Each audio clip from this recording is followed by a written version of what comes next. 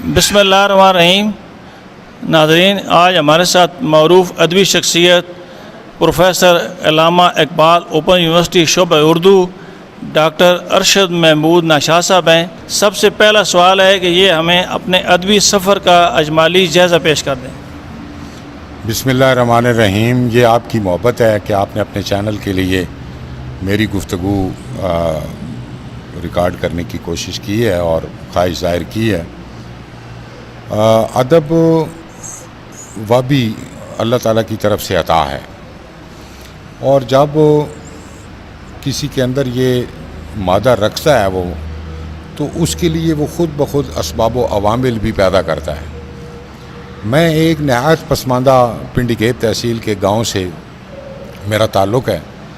तो जब मैं छठी जमात में मिडिल स्कूल मियाँ वाला का तालिब इल्म था, तो मैं तकरीरी मुकाबलों में हिस्सा लेता था। तो एक हमारे उस्ताद थे जो आपके गांव से थे, अनवारुल हक साहब। उन्होंने एक तकरीर मुझे लिख कर दी और आखिर में शकील बदायूनी का एक शेर था, जिसमें शकील की जगह पर उन्होंने मेरा नाम अरशद लिख दिया। वो उस वक्त तो मैंने तकरीर में पढ़ दिया, खुददारियों ने सर न चुकाने दिया अरशद, ऐसे।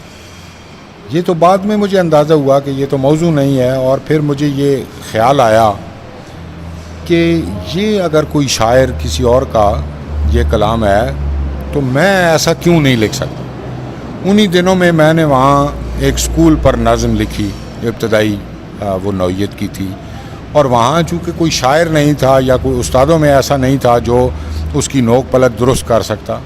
फिर मैं जब अटक में आया तो यहाँ पर यानी 8वीं से मैंने बाकायदा शायरी शुरू की, और 10वीं में जब मैं पहुँचा तो थोड़ा सा एतमाद अपने ऊपर वो बन गया। शेर पढ़ने की थोड़ी बहुत ही वो जो होती है सलाहियत पैदा हो गई।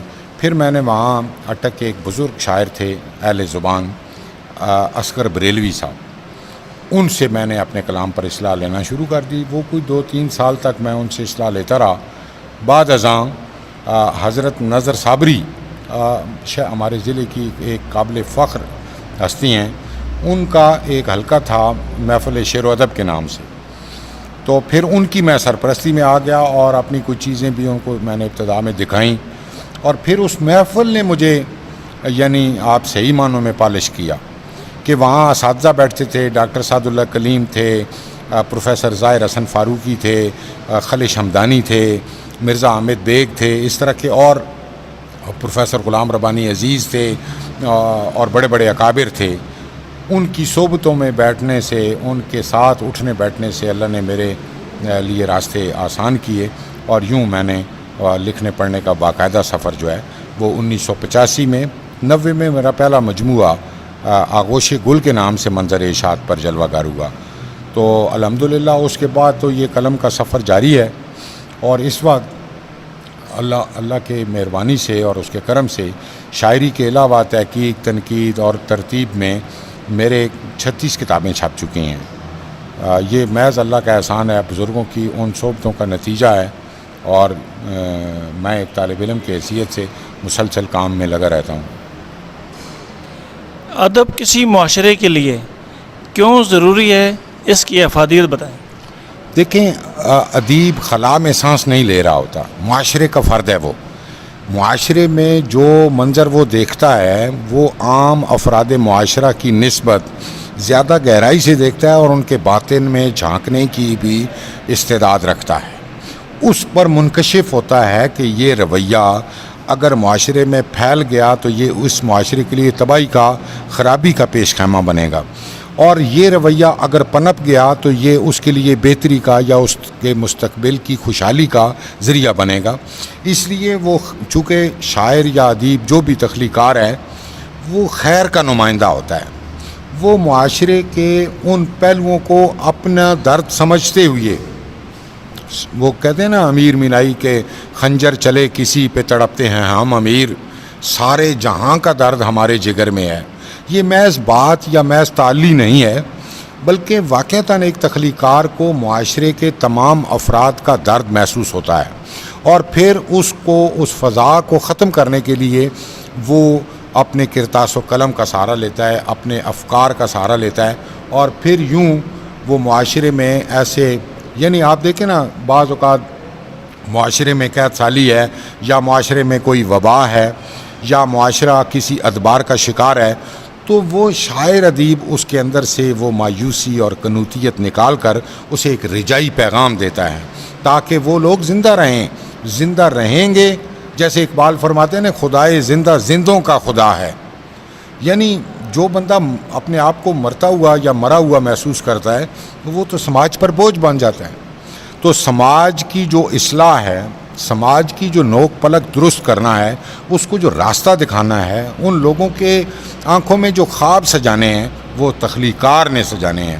وہ لوگوں کے اندر ایسی فضا پیدا کرتا ہے، خلق کرتا ہے، جس سے وہ لوگ اپنے سماج کے ساتھ، آپ دیکھیں تحریک آزادی کا سفر دیکھیں، یا اور بھی جہاں جہاں لوگ دنیا کی مختلف اقوام میں آپ نظر وہ دکھائیں. اقبال جیسے کہتے ہیں نا کہ دیدہ بینائے قوم ہوتا ہے شاعر جو ہے وہ قوم کی آنکھ ہوتا ہے، اس کی معاشرے کی نبض پر اس کی انگلیاں ہوتی ہیں، وہ محسوس کرتا ہے عام افراد سے زیادہ اور پہلے، اور وہ بطون میں جھانک کر اس منظرنامے کو باہر لے آتا ہے، اور وہ معاشرے کے لیے فلاح، خیر اور بہتری کا، خوشحالی کا ایک دروازہ کھول دیتا ہے. کوئی کلام یا تحریر کب ادب کا درجہ حاصل کرتا ہے؟ ادب کہاں اور کیسے وجود میں آیا؟ دیکھیں، ادب جو ہے یہ بنیادی طور پر ایک تخلیقی صلاحیت ہے.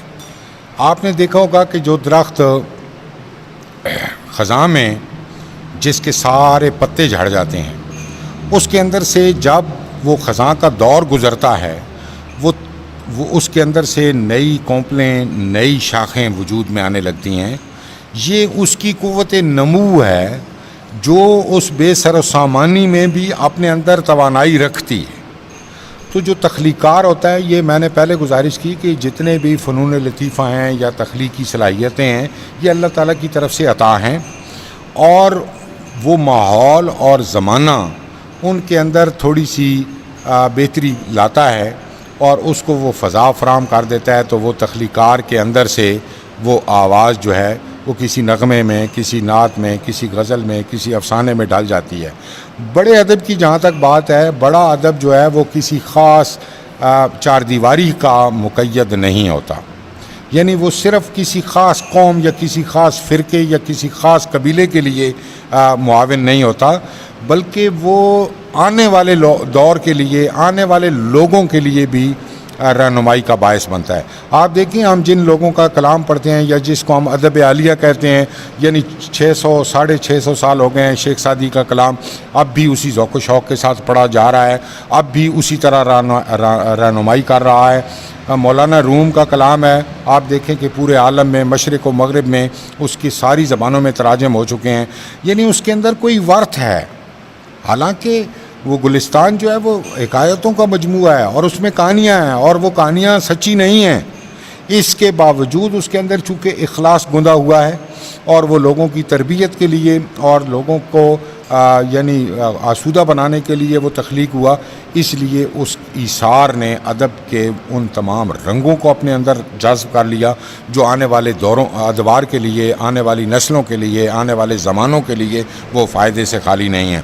تو بڑا ادب محدود نہیں ہوتا، کسی چار دیواری میں مقید نہیں ہوتا.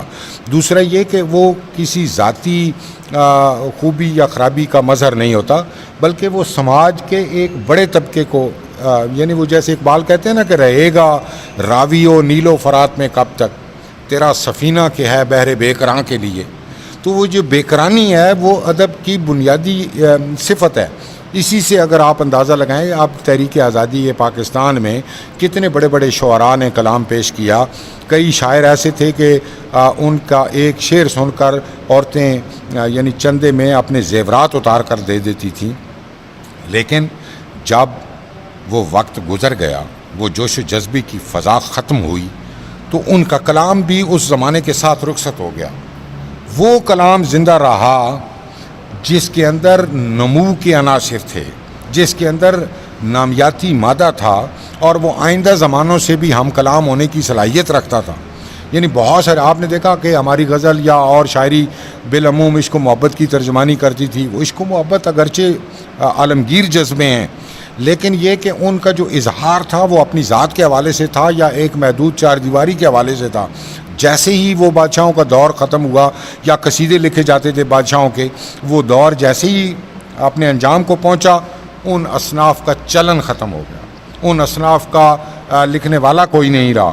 تو میں یہ گزارش کرتا ہوں کہ جس کو ہم ادب عالیہ یا کلاسیک کہتے ہیں یا بڑا ادب کہتے ہیں, وہ زمانوں کی قید سے ورا ہوتا ہے, وہ زمین کی قید سے بھی ورا ہوتا ہے, اور وہ بعد میں آنے والوں کے لیے بھی اتنی ہی توانائی اور رہنمائی رکھتا ہے کا سامان رکھتا ہے جتنا کہ جس عہد میں وہ تخلیق ہوا تھا. اردو شاعری نے تقسیم کے بعد یعنی قیام پاکستان کے بعد اپنا آپ کیسے منوایا؟ دیکھیں, اردو شاعری کی 8 صدیاں گزر چکی ہیں اس کی روایت کی. قیام پاکستان سے پہلے بھی لوگ شاعری کر رہے تھے اور قیام پاکستان کے بعد بھی شاعری ہوتی رہی. جو پاکستانی مزاج تھا شاعری کا, دیکھیں یہ خطہ زمین کا ایک ٹکڑا نہیں ہے, یہ ایک نظریے کی کا حاصل ہے, یہ ایک بہت بڑی تحریک کا ثمر ہے. تو یہ خطہ کیوں بنایا گیا تھا, اس کے مقاصد کیا تھے؟ ایک ایسا خطہ جہاں اللہ اور اس کے رسول کی حکمرانی ہو, جہاں ان کے مطابق زندگی گزاری جائے, اخلاقیات عام ہوں, لوگوں کے اندر ایثار ہو, لوگوں کے اندر ہمدردی ہو, لوگوں کے اندر وفا اور اخلاص کے پہلو نمایاں ہوں. تو وہ ادب شعوری طور پر نہیں تخلیق کیا جا سکتا کہ آپ کہیں کہ میں ایک خیر پر کوئی نظم لکھوں گا تو پھر وہ خیر پھیلے گی, ایسا نہیں ہوتا. اس کے بھی یعنی شعر کے قالب میں ڈالنے کے لیے اس کا شاعری کے رنگوں کے ساتھ مناسب ہونا اور اس کے ساتھ جڑنا یہ وہ بہت ضروری ہے. تو جو ادب پاکستان میں تخلیق ہوا اس کے اندر وہ جذبہ بھی موجود تھا. کچھ لوگ ایسے تھے جو ہجرت کر کے آئے, دکھ سے گزرے, وہ خاک و خون جو اس کا دریا عبور کیا انہوں نے, ان کا تجربہ تھا. اس تجربے کو جب انہوں نے شکل دی, ایک اور دریا کا سامنا تھا منیر مجھ کو, ایک اور دریا کے پار اترا تو میں نے دیکھا. اب یہ تجربے کے بغیر یہ بات نہیں وہ مان سکتی, یا عادت ہی بنا لی ہے تم نے تو منیر اپنی, جس شہر میں بھی رہنا اکتائے ہوئے رہنا. تو یہ جو اکتاہٹ تھی وہ اس لا حاصلی کے نتیجے میں تھی. لوگ آئے یہاں اور جب انہیں یہ معلوم ہوا کہ یہاں پر تو چور بازاری ہے, یہاں پر رشوت ستانی ہے, یہاں پر ادارے مضبوط نہیں ہیں, اخلاقی طور پر یہ بانجھ ہے علاقہ, تو ظاہر ہے ان کے خاٹ ٹوٹے. جس کے لیے انہوں نے قربانی دی تھی, جس کے لیے انہوں نے گھر بار لٹائے تھے, جس کے لیے انہوں نے اپنا سب کچھ داؤ پر لگایا تھا, وہ جب خواب ان کی آنکھوں کے سامنے ٹوٹے تو اس وقت انہیں یہ احساس ہوا کہ ہم نے اپنے ان آباء و اجداد کی قبروں کو, اپنے آباء و اجداد کے ان علاقوں کو ہم نے چھوڑا. تو یعنی ذائقہ تو پاکستان میں جو ادب تخلیق ہوا اس کا الگ ذائقہ بنا. ہر خطے کا اپنا رنگ ہوتا ہے, اس کا اپنا رس ہے. یہاں کی جو مقامی بولیاں, زبانیں یا پاکستانی زبانیں جن کو ہم کہتے ہیں, ان کا بھی اردو پر اثر پڑا. اور یہاں سے ہمارے بلے شاہ اور سلطان باہو اور خوشحال خان خٹک اور شاہ عبداللطیف پٹائی اور اس طرح کے اور جو ہمارے مختلف پاکستانی زبانوں کے شاعر تھے, ان کے اثرات بھی اردو پر مرتب ہوئے. تو اس کے اندر ایک خاص رنگ پیدا ہو گیا جس کو پاکستانی مزاج کے ساتھ ہم تعبیر کر سکتے ہیں. ڈاکٹر صاحب, آپ کی پہلی کتاب کون سی منظر عام پہ آئی؟ دیکھیں, میں پہلے گزارش کر چکا ہوں, میں 10ویں میں تھا اس وقت میں نے ایک مجموعہ مرتب کیا شاعری کا. اس سے اگرچہ پہلے ایک چھوٹا سا کتابچہ میں نے حضرت مجدد الفسانی کے اعوال پر مختصر سا رسالہ لکھا تھا جس کا نام تھا آفتاب سرہند, اور یہ بالکل بچپن کی بات ہے. اس کے بعد 10ویں میں میرا ایک شاعری کا مجموعہ آغوش گل کے نام سے منظر عام پر آیا. ابتدائی وہ میری مشق جو تھی وہ 5 سالوں کی, وہ تقریباً اس میں شامل ہوئی, اور الحمدللہ کہ اس پر بھی کئی بزرگ شاعروں نے اور ممتاز شاعروں نے اور مستند شاعروں نے مجھے داد و تحسین سے نوازا, اور یہ پھر سلسلہ آگے بڑھتا چلا گیا. دیگر کتب کا بھی تعارف کرا دیں. دیکھیں, اب کتابوں کے سب کے نام تو میں نہیں لے سکتا. 36 میری کتابیں ہیں الحمدللہ. اس میں سے کچھ تحقیق پر ہیں جیسے جادہ تحقیق ہے، اطراف تحقیق ہے، آثار تحقیق ہے، یہ تحقیق کے مختلف مضامین کے مجموعے ہیں۔ میرا جو پی ایچ ڈی کا مقالہ تھا اس کو مجلس ترقی ادب نے چھاپا تھا 2008-07 میں، اردو غزل کا تکنیکی، حیاتی اور عروضی سفر۔ بہت سارا کام میں نے اپنے اٹک ضلع کے حوالے سے کیا۔ اس میں اٹک کا لوک ادب میں نے مرتب کیا تھا، اپنا گراں ہوئے اس عنوان سے۔ ضلع اٹک دے پنجابی شاعر میرا تحقیق کا کام تھا، جو یہاں کے شاعروں پر میں نے تحقیق کی تھی۔ اسی طرح اور بہت سارے کام میں نے تدوین کیے ہیں، میں نے ترتیب دیے ہیں۔ بابا فرید کا کلام جو گرنتھ میں شامل ہے، اس کا میں نے اردو میں منظوم ترجمہ کیا ہے، اور وہ 2-3 اداروں سے اس کی اشاعت آ چکی ہے۔ تو یعنی ایک طالب علم کی حیثیت سے میں نے جو تحقیقی کام تھا زیادہ وہ اٹک کے حوالے سے کیا، اٹک کی تاریخ، ثقافت، تہذیب اور آثار کے حوالے سے، اور پھر اس کے بعد ادبی تحقیق کے حوالے سے کچھ تنقیدی کام بھی ہے، اور یوں کچھ تدریسی نوعیت کا کام بھی ہے جو طلبہ کی اس کے لیے۔ تو ان مجموعی میرے مضامین کوئی 100 سے زیادہ ہوں گے جو HEC کے اپروو جرنل میں اور پاکستان کے ممتاز تحقیقی جرائد میں اور ایران اور ہندوستان کے مختلف مجلات میں وہ چھپتے رہتے ہیں تواتر اور تسلسل کے ساتھ۔ ڈاکٹر صاحب، آپ کے ایم فل اور پی ایچ ڈی میں تحقیق کے موضوعات کیا تھے؟ دیکھیں، جس وقت میں نے پی ایچ ڈی کی اس وقت ایم فل کی شرط نہیں ہوا کرتی تھی۔ ایم اے فرسٹ کلاس کو وہ ایم فل کا درجہ دیا جاتا تھا، یا ایم فل اس طرح عام نہیں تھا، تو میں نے ڈائریکٹ پی ایچ ڈی کی تھی۔ اور ابھی میں نے اس کا موضوع آپ کو رکھا ہے کہ اردو غزل چونکہ میری فیوریٹ صنف ہے اور میں خود بھی غزل لکھتا رہا ہوں، اس لیے میں نے وہ غزل کے تکنیکی پہلوؤں پر، اس کے عروضی پہلوؤں پر، اس کے فنی پہلوؤں پر میں نے کام کیا۔ تو اس کا عنوان تھا اردو غزل کا تکنیکی، حیاتی اور عروضی سفر۔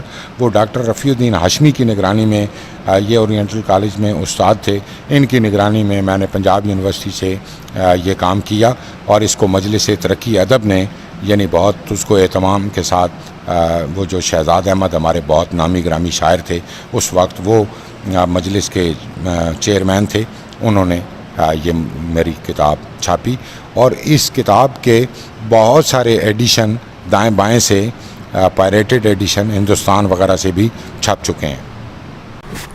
آپ محقق ہونے کے ساتھ ساتھ مخطوطہ شناس بھی ہیں، ہمارے ناظرین کو اس بارے میں کچھ بتائیں۔ دیکھیں، میں طالب علم ہوں، کوئی اتنا مخطوطہ شناسی کا مجھے دعویٰ نہیں ہے، لیکن یہ کہ بہت سارے مخطوطات میرے ہاتھوں سے گزرے ہیں، میری نگاہوں سے گزرے ہیں۔ ہمارا ضلع بہت زرخیز ضلع ہے، یہاں پر ہمارے استاد بزرگ حضرت نظر صابری، جن کا ذکر میں پہلے کر چکا ہوں، انہوں نے ایک تنظیم بنائی تھی جس کا نام مجلس نوادرات علمیہ تھا، اور اس کا کام یہی تھا کہ ان کھوئی ہوئی چیزوں کو، ان آثار کو، ان قلمی نسخوں کو سامنے لایا جائے جو زمانے کی گرد سے اوجھل ہیں، زمانے کی گرد کی وجہ سے اوجھل ہو گئے ہیں اور سامنے نہیں ہیں۔ تو انہوں نے مخطوطات کی 2 یہاں پر نمائشیں منعقد کرائیں۔ یہ ہمارے یعنی ادب میں آنے سے پہلے کی باتیں ہیں، لیکن ان کی صحبت میں بیٹھنے سے ہمیں بھی مخطوطے کا ایک تعارف ہوا۔ پھر ہم مختلف مخطوطات، یہ ہماری مکھڈ کی لائبریری ہے، مولانا محمد علی مکھڈی کا کتب خانہ، وہ کئی 100 سال سے اس میں قلمی مخطوطات ہیں، اور اس کی پورے دنیا میں بعض ایسے نسخے ہیں جنہیں نسخہ وحید کہا جاتا ہے، اور ان کی کوئی اور کاپی پورے عالم کی لائبریریوں میں موجود نہیں ہے۔ اس کے علاوہ یہاں کے بعض اور نجی کتب خانوں میں بھی کئی قلمی اور خطی مخطوطات موجود ہیں، اور وہ تقاضا کرتے ہیں، وہ کئی 100 سال پرانے ہیں، اور یہاں کے کاتبوں نے، یہاں کے عالموں نے، یہاں کے لکھنے والوں نے ان کو لکھا ہے۔ چونکہ یہ چھپنے چھپانے کی سہولتیں تو زیادہ پرانی نہیں ہیں، 1 صدی 1.5 صدی پہلے کتابیں چھپنے شروع ہوئیں، اس سے پہلے ہاتھ سے ہی لکھنے کا چلن تھا۔ تو جہاں کوئی درسگاہ تھی، جہاں کوئی کتب خانہ تھا، جہاں کوئی مکتب تھا، وہاں جتنے طالب علم آتے، استاد کے پاس ایک نسخہ ہوتا تھا، اس کو وہ سارے طالب علم آہستہ آہستہ نقل کر لیتے تھے۔ تو یوں وہ پھر جن جن گاؤں میں یا علاقوں میں جاتے تھے، وہاں قلمی نسخے بھی ان کے ساتھ جاتے تھے۔ تو یوں ہمارے ضلع کے ہر بڑے شہر میں یا ہر بڑے گاؤں میں، ہر بڑے قصبے میں کہیں نہ کہیں نسخے موجود ہیں۔ آپ نے پہلا شعر کون سا کہا؟ اگر یاد ہے تو ہمارے ناظرین کو سنا دیں۔ ایسے تو میں فوراً نہیں بتا سکوں گا، کچی پکا وہ ظاہر زمانہ ہوتا ہے، اس وقت بہت ساری، لیکن جو پہلی غزل میری چھپی تھی اس کا یہ تھا کہ اس کا ایک شعر ہے کہ دل سپرد حضور کر بیٹھے، ہم یہی تو قصور کر بیٹھے۔ اچھا شعر کیسے پہچانا جاتا ہے؟ اچھا شاعر اپنی فکر سے، اپنی ٹریٹمنٹ سے، اپنے لفظیات سے، اپنی ڈکشن سے، اپنے مکالمے سے، یعنی دیکھیں جو بھی شاعر ہے لفظ تو وہ استعمال کرتا ہے، تشبیہات بھی برتتا ہے، اور جو شعری عناصر ہیں وہ بھی لاتا ہے، لیکن اب دیکھنے والا یہ کہ وہ موضوع اس کے مفید مطلب ہے، ممکن ہے کہ وہ اس کو پسند نہ کرے، ممکن ہے کسی اور نشست میں وہ اس کو پسند کرنے لگ جائے، تو یہ جو پسند ناپسند کا معاملہ ہے یہ ذوقی ہے۔ اچھے شاعر کے جو اوصاف ہیں اس میں یہ ہے کہ وہ لفظوں کی فصاحت، لفظوں کی تراش خراش اور لفظوں کے برمحل استعمال پر قادر ہو، اس کے نغمے کی اہمیت کو وہ جانتا ہو، فکر کی یعنی ایسی جودت اس کے ہاں ہو، ندرت اس کے ہاں ہو کہ وہ خیال جو اساتذہ نے یا پہلے شاعروں نے پیش کیا ہے اس میں وہ اضافہ کرنے پر قادر ہو۔ نئے شعراء کو کیا پیغام دینا چاہیں گے؟ نئے شعراء سے التماس یہ ہے کہ وہ استاد نہ بنیں، وہ اپنے اساتذہ کا چناؤ کریں، انہیں دکھائیں، ان سے مکالمہ کریں، کتابیں دیکھیں، اپنے سے پہلے شعراء کا کلام توجہ کے ساتھ پڑھیں، وہ دیکھیں کہ جدید حیثیت کو شاعری کے قالب میں کیسے ڈھالا جاتا ہے، یعنی وہ مطالعہ کریں گے۔ دیکھیں ایک آدمی کا اگر خرچ 1.5 لاکھ ہے اور کمائی اس کی 1 لاکھ ہے تو یقیناً وہ خراب ہوگا، تو ایسی صورت میں اس کو اپنا جو وسائل ہیں وہ بڑھانے چاہیے، شاعری کا مطالعہ کرنا چاہیے، مختلف شاعروں کے کلام پر ناقدانہ نظر ڈالنی چاہیے، لغت پر قادر ہونا چاہیے، اس کو لفظ کی نئی نئی جہتیں اور شناختیں جو ہیں وہ اس پر منکشف ہونی چاہیے۔ تو یہی گزارش ہے کہ وہ محنت کریں اور بہت جلدی نہ کریں۔ ناظرین، یہ تھے ڈاکٹر ارشد محمود ناشاز صاحب جنہوں نے ہمیں قیمتی وقت دیا اور بڑا مفصل انٹرویو دیا ہے۔ اسی کے ساتھ مجھے اٹک ٹوڈے نیوز سے اجازت دیجیے، میرے چینل کو سبسکرائب کیجیے۔ اللہ حافظ۔